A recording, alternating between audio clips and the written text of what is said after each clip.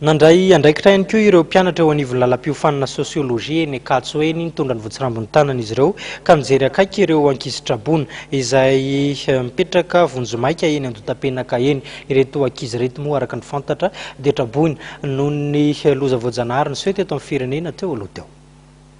Herinandro vitsivitsy izay no napetraka ny toeram-pianarana ety amin'ny sitina Andotapenaka hipetrahan'ireo Trabona.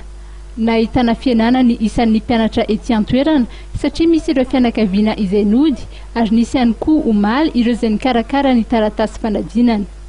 Nijery akaiky azy ireo ny mpianatra manaraka ny lalam-piofanana sosiolojia eny Ankatso omaly ho fanampiana sy fanehoana firaisankina ho azy ireo. Ity hetsika ity zany dia hetsika mpianatra avy eny amin'ny Université d'Antananarivo, département sosiolojia, nampitondraina ny lohateny hoe sosiologue malagasy solidaire. Ity hetsika ity zany dia natao indrindra hanampianan'ireo zandrinay ety Andotapenaka izay Trabona satria hitanay zany fa misy mpianatra ety amin'ny ambaratonga voalohany dia rehefa nikarakara ny hetsika izay dia nahangona kahie 704 arivisa, stylo arivisa, règle graduée 700, crayon 700 dia règle complet ho an'ireo manala CP manokana 12 isa. Izay zany no zavatra natolotra ho an'ny zareo ety. Dia faly moa zany zareo nandray an'izy ary vonona hianatra ireo ankizy ireo zany hitan'ny hetsika nataonay.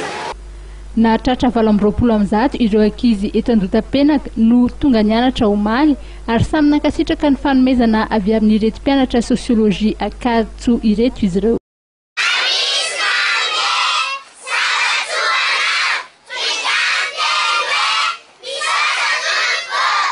Dia izay ihany koa tompolasy toboko vavy no anakatonantsika ny pejin'ny fampahalalam-baovao tamin'ity takarivan'ny alakamisy ity. Isorana feno ianao tsy nisaraka tamin'ny fahitalavitra MATV.